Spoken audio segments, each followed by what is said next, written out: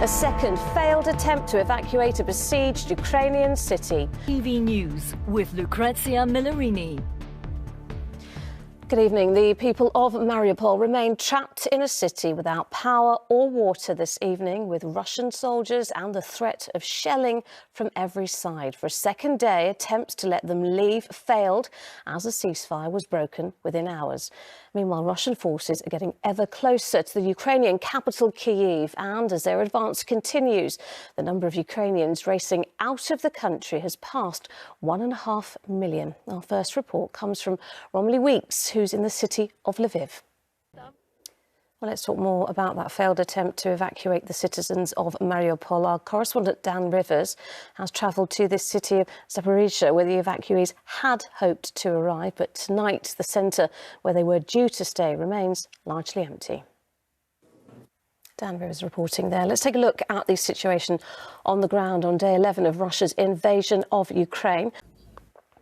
Well, around 4,000 people have been detained at anti-war protests in Russia itself. The demonstration.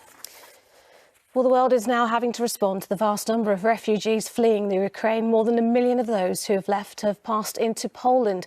Our correspondent Rebecca Barry is in Przemysl on the Polish border, where she met some new arrivals who sought refuge in a church. Here, the government is coming under pressure over its response to the refugee crisis. More than 11,000 people have begun the process of applying for the scheme set up for Ukrainian family members. So far, just 50 have been fully approved. Our political correspondent Carl Dinnan has been examining why. Carl's with me now. The Prime Minister spoke to President Zelensky today to discuss what more the UK could do. Britain has to react not just to the refugee crisis, but also trying to coordinate some kind of international time in Parliament tomorrow. The government will be trying to get through. Half now. Thank you. Well, today we learnt that the United States is considering a ban on all imports of Russian oil. Our US analysis of the latest from Ukraine. Check out our ITV News podcast, What You Need. And that's it for now. I am back with the late news at 10. Until then, enjoy your evening. Bye-bye.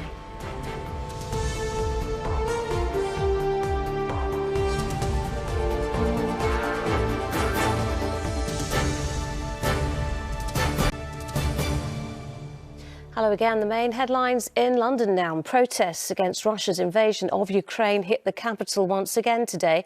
The demonstrators marching through London as Moscow continues its bombing of Ukraine's cities. It comes after a show of solidarity with Ukraine during Chelsea's match against Burnley yesterday was controversially interrupted by some Chelsea fans chanting the name of their Russian owner, Roman Abramovich, who is currently looking to sell the club.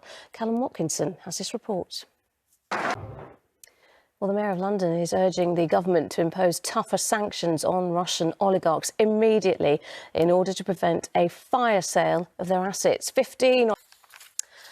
Now, there was a crucial derby in the Premier League at both ends of the table, but which way did it go? Here's your sports roundup. It's time for the weather now. Here's James Wright with the forecast. That is all from the London team for now. We're back tomorrow with updates in Good Morning Britain. But for now and until then, bye-bye.